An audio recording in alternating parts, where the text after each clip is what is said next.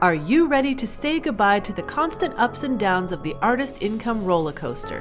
Whether you're a full-time artist who wants to increase and stabilize your income, a part-time musician who wants to go full-time, or a hobbyist who needs to fund your passion projects, this podcast will equip you with the tools, resources, and inspiration to make it happen. My name is Bree Noble. I'm a musician, best-selling author, and educator whose mission is to help musicians like you to increase the income you're already making and tap into new income streams so you can create a more diverse, stable, reliable income from music and finally ditch the starving artist mentality. Now let's dive into the Profitable Musician Show. Hello, everybody, and welcome to the podcast. My name is Bree Noble, and I'm excited to be here with my friend Chris SD. And I always say, like, my friend, because I do get to know my guests, but Chris and I have actually been friends for like a long time. We've been in masterminds together. We've been on trips together. It's been a really great experience getting to know him and all the things that he does for musicians.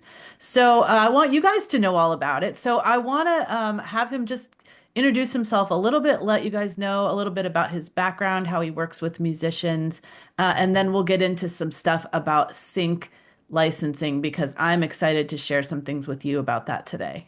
Bree, thanks so much for having me. This is great. You just reminded me, like when you were talking about hanging out, like masterminds, which you've done, and we've gotten to know each other well over the years. I remember, years ago when I first had heard of you and we were first talking, and you were like this sort of matriarch of of helping women in music and stuff. And I thought that was so cool. I have a very accomplished sister, and I was always like, just really, really behind everything you were doing. And I thought, you were so excellent at being able to communicate and really sort of shape the music industry and in how to release records and all the things that musicians need to do in a very specific way that was catered to your community. So I really admire all the work you do. And it's always a super pleasure, of course, coming on here with you. So sync licensing. You want to talk sync, huh? I do, and I know I've been talking about what you do with music artists for oh gosh, it's been like probably 6, 7 years now, um, and maybe like just let them know how did you get started working in sync licensing, working with supervisors. Yeah, of course. So it all goes back to when I was working in a studio. So before that, I was in a band, and then I got into music production, basically. And I was really fascinated by the dark art of music production and how does it work, and how do they get all these cool sounds, and how do you make records sound the way you do? And I really dove into that. And I had the good fortune of winning some awards as a music producer and so on. And I was working with major label artists, and I was also working with indie artists as well. And the indie artists that I would work with, a lot of them had music that was just as good as the majors, but they didn't have agents or managers or labels propelling their career along. So it became this thing of like, man, I'm spending so much effort on these indie records, and they're working really, really hard, trying to be something and get to a place with their music. And yet there was nobody pushing the record when it was done. So the record would go out, there'd be this kind of this party, kind of this local fanfare, with their friends and their smaller fan base and, family and stuff. And then crickets, like nothing would happen, So it became honestly extremely frustrating for me. And it was right around then that I started hearing about sync licensing and had heard of a couple. Like this is early on when indie music was when it was just becoming sort of like cool to get your song and to do a show or movie or an ad, because there were so many more choices now. We weren't stuck with the old cable TV stuff, right? Where a lot of that was just like kind of, like really generic, and people were like, I don't want my song in that. Suddenly we had all these cool shows and all these cool concepts coming out, and we're like, oh, it would be great. My people, like watching that show. People that love the show must love my music because I love the music that's on there too. I make music that's similar, and it's a big kind of win-win. So I started hearing of this, and one in particular artist got a sync placement, and they were like, yeah, I basically paid my rent for the year. It's like, you're kidding me. That is amazing. So you get money to get, because I didn't know what it was. It sounded sort of boring to me, sync licensing and licensing industry, kind of corporate, it sounded honestly like a distraction from trying to get your music out. Like you should be out touring and, going after labels. So as I started looking more into it, I realized that it was such an amazing avenue for indie artists because when you get it's easy and it's really fast, So I qualify the easy thing. I'll talk about that in a second. But if you basically know the right person and you can get your song to them and they pick it, it happens really quickly. And it's actually the process is quite easy, right? And you get this amazing exposure. You get like thousands, sometimes millions of viewers watching something, depending what you get into. And they're all there shazamming your song. Not all of them, even a fraction of them do it. You still have a huge number of people like all trying to find you online. Your Spotify spins go way up. I was just talking to a member recently of Sync Songwriter, and they got a song into a movie called Pain Hustlers, and this is last year, but I was just talking to her, and they got like written up in Billboard magazine. They had festivals calling them. They had like labels interested. Their fan base went way up. Like I said, the Spotify spins went off the charts because that song, of course, got spun a lot. Then the algorithm in Spotify says, "Oh, look at this. So let's push out more of this artist songs for people to kind of discover." So it was one placement did that for them. I've seen people land in the charts from placements. And then, of course, the other benefit is they often get paid thousands of dollars to license the song.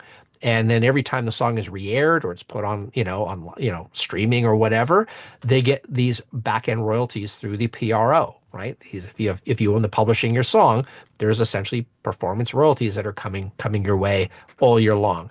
So it is a fantastic avenue.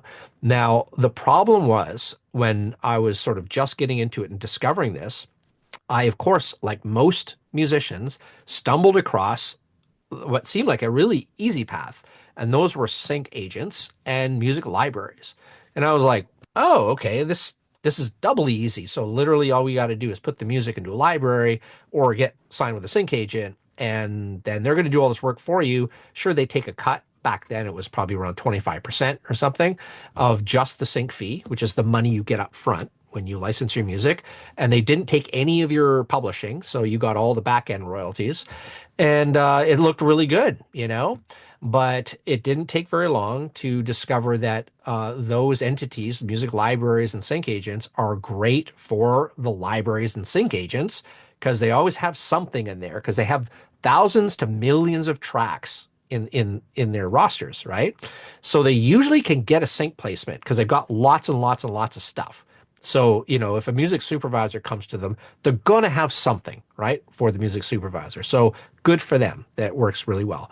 Works great for the music supervisor because the supervisor comes there and they can usually find something. They've got, Sony's got 5 million tracks in their library. They can usually find something in there that's going to work, right? A lot of effort and looking through tracks and stuff. So the problem is, though, it's terrible for songwriters because the songwriter says, oh, okay, this is great. I get to put my music up there. You're like a needle in a haystack. You're like in a little lifeboat floating in the ocean without a sat phone, hoping a ship is just going to come along within eyesight of you, and see you and pick you up. And it is like playing a lottery. So you're just sitting in there and, you don't have to take my word for it. You can literally test this. Just ask every musician who's got music in a library or who's been signed to a sync agent and ask them how many consistent placements are they getting. I already know the answer. You might find someone who's like, oh, I got one or two, they were sort of one-offs. One happened 5 years ago. Then I got a small one 2 years ago. You might have those people. And the rest will have none. That's just, you're going to see by far the majority are going to have none. And so that was what I was confronted with. I was like, well, how am I going to help the indie artists I work with, these records that I want to do well? How am I going to help them by licensing it to TV and film, like some of the successes I've already seen, if they've got to go into these libraries and sync agencies? Like, it's like playing a lottery. So it's, this is not a good path. And then it wasn't very long after that where I realized I was like, wait, if the middlemen, right, the libraries and sync agents have relationships with the people in the industry who actually place the music, who are called music supervisors, then why can't I do that? Why can't I get relationships with music supervisors? Because there's no reason that I can't do that. I've got some music, not much of it, more just stuff I'm working on, but I think it's pretty cool. I think I'm doing a good job on the records, and I think it sounds good. So why can't they use that? And so that's when it started. I started literally reaching out to music supervisors, going to everything I was invited to, parties, events, conferences, whatever, and just year after year, and started seeing more, and they see my face a little bit more, a little bit more, and then eventually became a trusted source of music supervisors, and have been building that network over time. It takes a very long time to do that, but I've become one of the top go-to trusted sources for independent music in the sync industry with top music supervisors. There's a lot of supervisors. I tend to work with the top ones. And really quick, if someone's listening and they're like, what's a music supervisor? They're basically hired by the movie and TV studios to basically do the music part, because the directors and the producers are just way too busy, right? They're working on the storyline, they're working on the visuals, they're working on all, the casting and everything. They don't have time to be looking for music to go in all the scenes. So they hire a person called a music supervisor to do that. And those are the gatekeepers, the people who work directly with the directors and producers who find the music for shows, movies, and ads. Right. And sometimes the director or the writer of the screenplay or whatever has put in there something like, I envision this scene having the song similar to X, like some really well-known song. Yeah. Right. So I'm envisioning something like Fix You by Coldplay in this scene, right? But they can't afford most of the time to actually get Fix You by Coldplay. So sometimes the supervisor's job is to look for something that's similar, that has that same mood, that kind of thing. And then sometimes the supervisors are just like given carte blanche and just like figure out what you think will fit in this scene, right?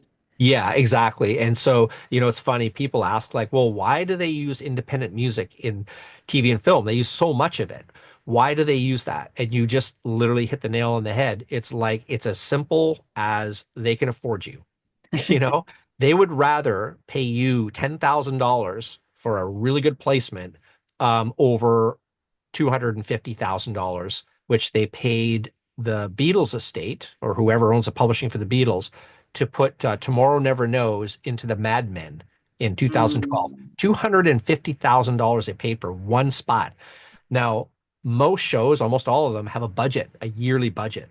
So they're blowing a huge chunk of their budget on this one song. It was important to them, and that's what they decided to do.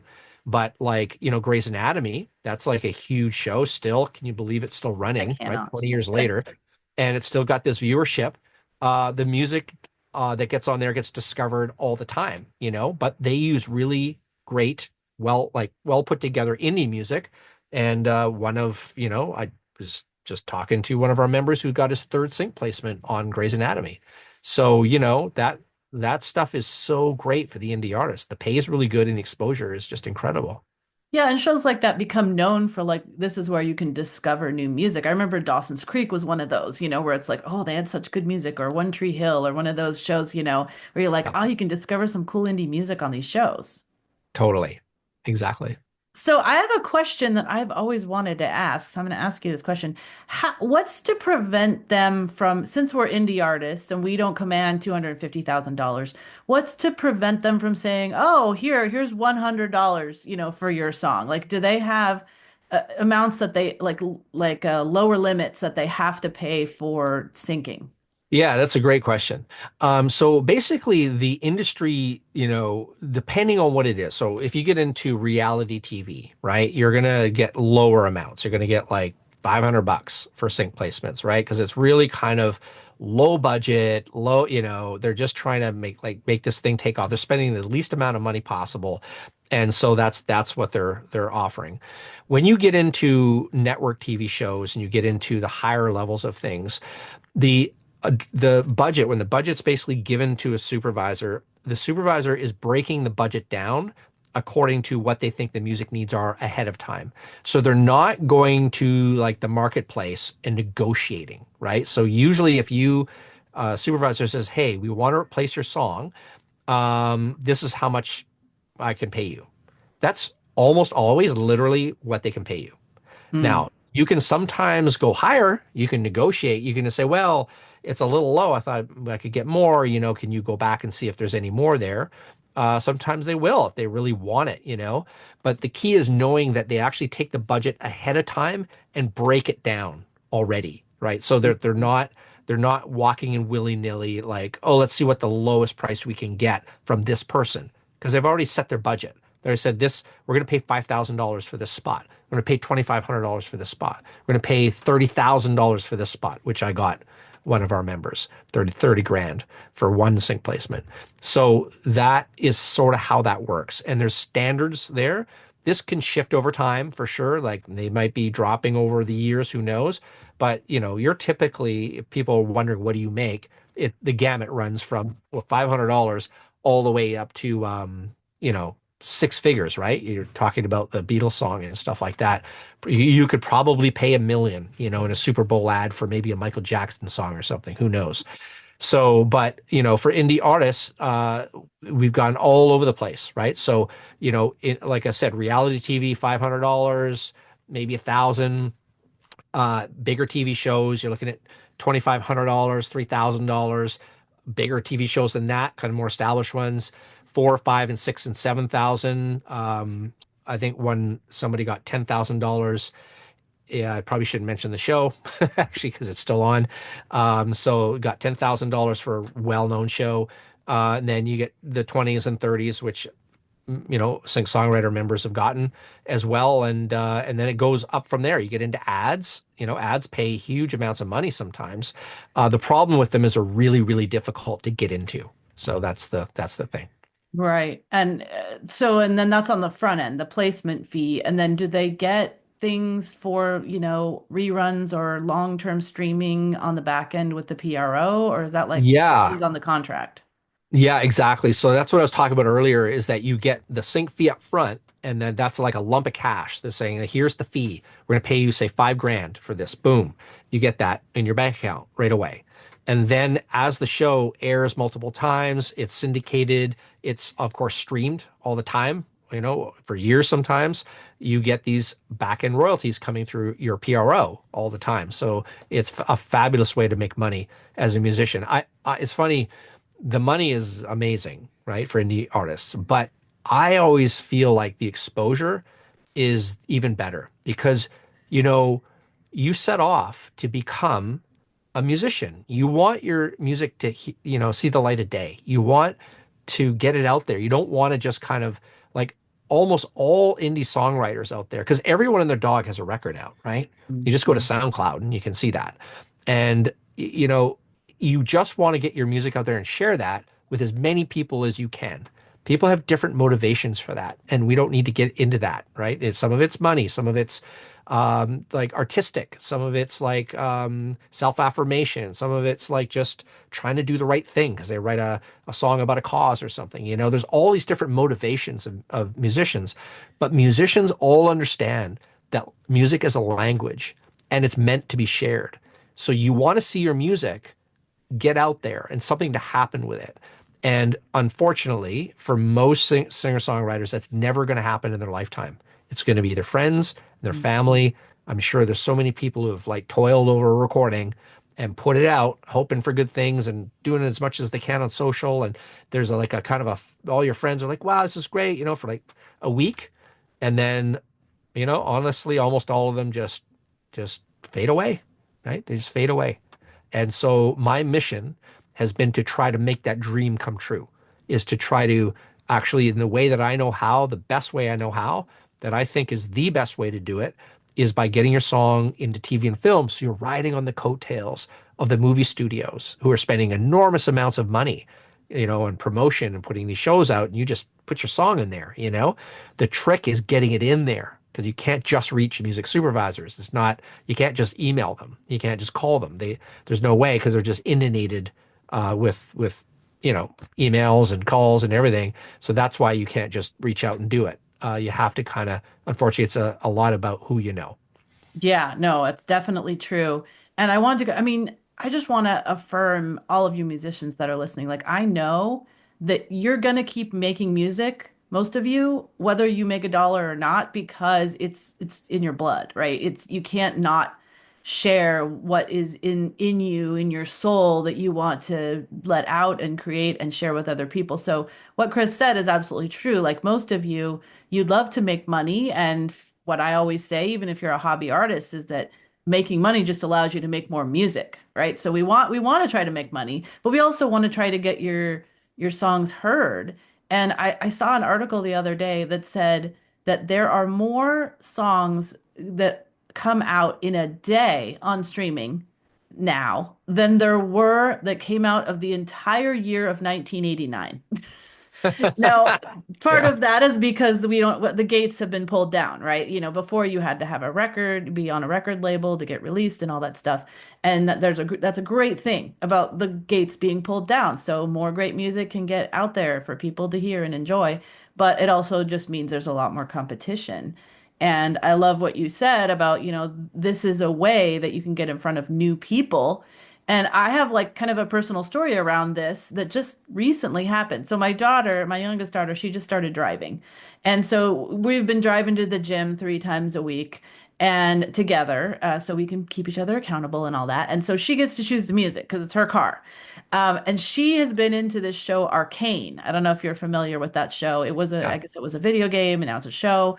And so she's been playing the album from Arcane. And the main song from it is Imagine Dragons, which I know. But then there's all these other songs. I've never heard of any of them. And they're everything from like punk, like hard punk to like moody singer-songwriter and then kind of a gospel-y one. And every time I'm like, this is an interesting song. Who is this? And she looks at the thing on the screen and says, oh, this, and I've never heard of this person. Every single time, I've never heard of this person. And I work with indie bar artists and I've never heard of these people. And so I'm getting, this every single day listening to this soundtrack. And I'm like, oh, I kind of like this. I think I'm going to go add some of these songs to my playlists. How would I have ever discovered these people? Never. Unless they were on this, soundtrack for Arcane. And I think, my daughter, she's 16, she's Gen Z. And I think that's how they're discovering a lot of stuff now. They'll see a show they like, they listen to hear the music, they look it up on Spotify and they start listening to it. And over, she's listening to it. Yeah, absolutely. I mean, a phrase that I coined is that, music supervisors have essentially become the new A&R, Uh, you I know? like And because they're breaking music, they're breaking artists all the time, whether they're trying to do it or not. Now, here's something really cool. Actually, I'll tell you two things that are super cool. One is that music supervisors, you might be thinking, okay, well, they can just go to libraries and they can just go to sync agents and get all their music, right? The thing about music supervisors is two things. One is they want to discover new stuff that's never been discovered. You know, they basically want not something that's in a library that other supervisors are going to find. They want to be the cool kid. They want to do the crate digging. They want to like find the stuff that, like where did you find that artist? This is amazing, Never heard of them, right? So that they want to have that kind of cred. And the second thing to know is that they're really down to earth, cool people, at least at the top, the ones I deal with. They're either musicians themselves, were in bands, or they have friends who are in bands, or at the very least, they're just music lovers. They absolutely love music and they're moved by it.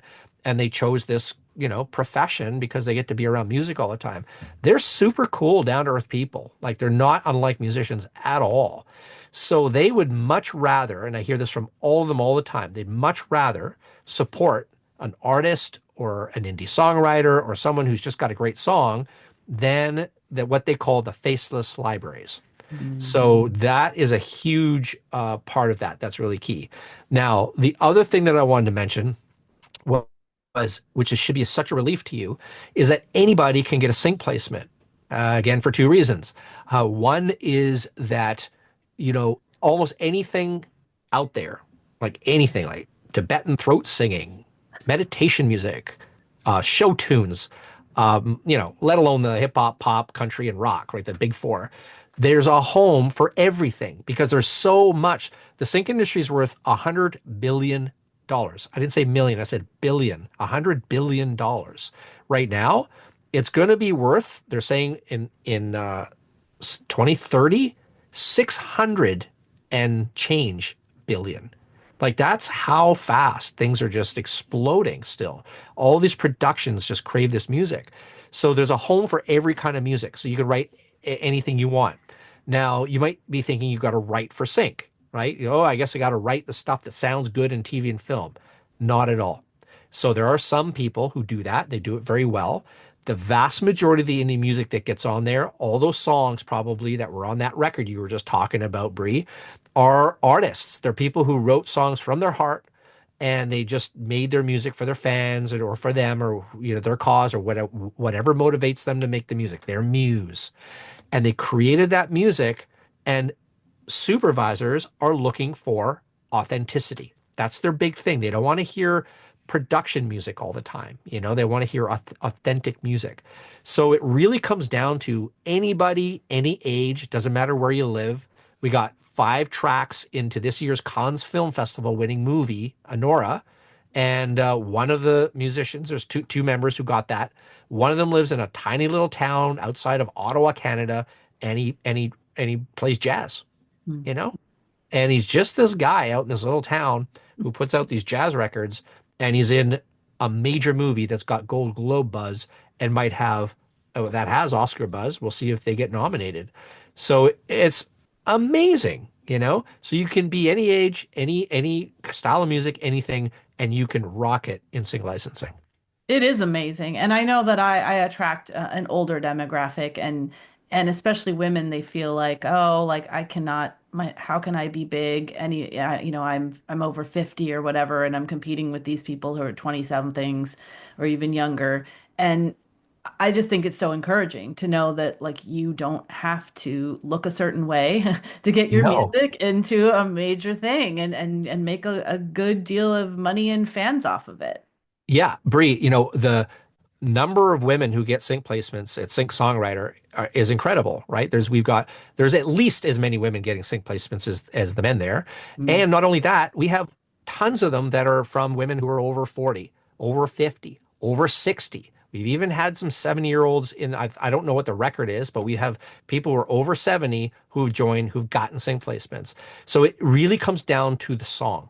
That's the key. It's just the song. Doesn't matter, where you live, what you look like, where you come from, how much money you've got, whether you were signed, did you get sync placements before? None of that matters. It literally comes down to if you get comments, people say, "Oh, I could hear your music in a show, movie, or ad." You're probably ready to go. You just have to know how to connect with the right people in TV and film. That's really the the actual challenge. You got to be a good songwriter. If you've got the songs, the only next thing you need to do is be able to connect with the right people and know how to present your music to them. That's basically it. Yeah, and I love how you humanize the supervisors because I mean I feel kind of a kinship to them because I've been a music curator for a long time now since 2007. And it's not that we're trying to be like this, Wizard of Oz or whatever, like behind the curtain and all that stuff.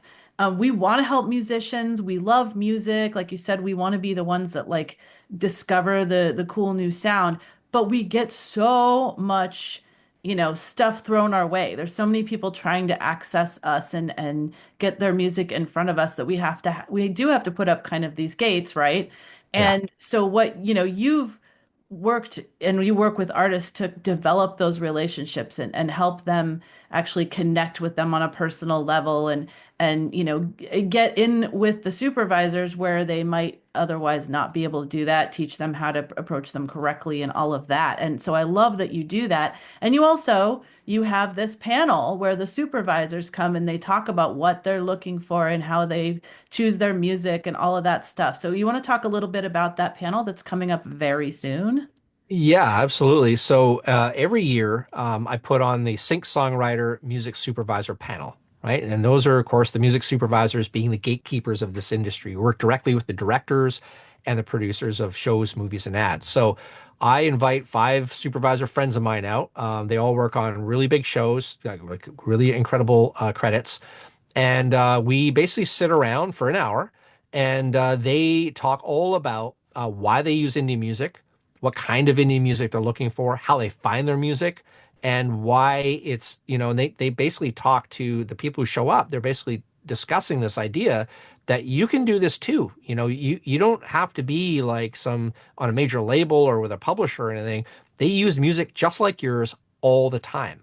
And so a lot of people know that, they feel like it's really daunting, or there's this big barrier, kind of like what you were saying, like the supervisors. It kind of humanizes them, as you were saying, to see them kind of. And then the other cool thing about going to the panel, which is completely free, it's virtual. You usually have to pay to get in and fly to LA to go to these kinds of things. I just do it online, right? So you just show up in your pajamas, you can come out, and it doesn't cost anything. And you get to actually see some specific music supervisors for shows maybe that you think, oh, my music would sound great in that movie or show that they tend to work on. So you kind of get an idea of who are these people, So it is very popular. We have over 10,000 musicians who sign up to attend this thing every year. So I believe it's like the biggest sync event online just due to that number. And so it's happening every January. It happens in January. So it's, again, the date for that is going to be on Sunday, the 12th, January 12th at 10 a.m. Okay, so that's 10 a.m. Pacific time. So 10 a.m. Pacific time, January 12th, Sunday. Be there. It's completely free.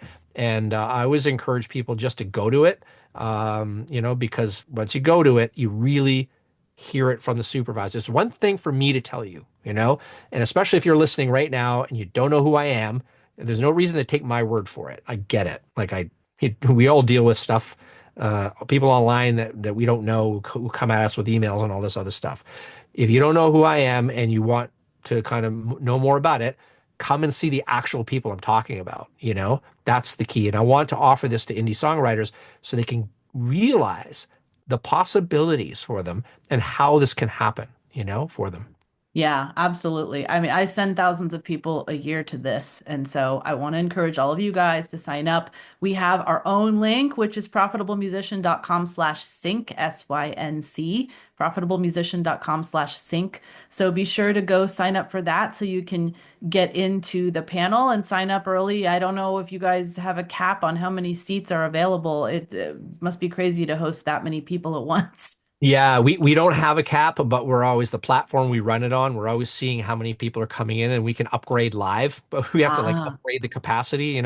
Sometimes it's like, whoa, we better get another bump up in capacity. But for this, I can't work with everybody myself. Like throughout the year, I work with songwriters. This is not to do with the panel, but I basically work with songwriters and connect them directly to supervisors. That's literally my job. I'm like a doorman. I'm literally like, here's my friends, the supervisors. You've got great music. Here, guys, meet and see what happens. That's kind of what I do. And but the panel itself is really like just a really cool event that I invite kind of as many people out to as possible so they can see how the industry works behind the scenes, why the supervisors use indie music, and why they can use their music in their productions, which is can be a massive game changer for any songwriter's music career. Yes, awesome. Absolutely. I think just going to see the opportunity, even if you're like thinking to yourself, oh, I could never do this. Like you can see exactly what they're looking for, and you might even see like, oh yeah, maybe my music could fit. So Yeah. if you're a little like unsure, I just go and learn. Like it's always good to learn about the industry and how things work. And maybe if you're not ready now, maybe you will be ready in a year, or maybe you'll realize, oh my gosh, I do have music that will fit for this. So definitely go sign up at profitablemusician.com/sync, SYNC, and the link should be around the show notes as well. Chris, thank you so much. It's always great to catch up with you. We try to catch up throughout the year, but we always catch up once a year when around this panel. So it's so good that we have this opportunity to catch up every time. It's great, Bree. Thanks so much for having me on here. It's always a pleasure. And we'll be talking. We'll be talking in the new year. Awesome. Thanks for listening to the Profitable Musician Show. I would love to know your takeaways and aha moments from this episode. leave me a comment over at profitablemusician.com so I can bring you more of the information, interviews, and resources that you love. Thanks to Rondi Fay, one of my Academy members, for providing the music for our podcast. You can check her out at rondifay.com. That's RANDIFAY.com. Just remember, knowledge is power, but without implementation, it is useless. And inspiration without action is merely entertainment. But I know you're not just a dreamer, you are a doer. And I promise I'll be here every week to support you and remind you that you can be a profitable musician.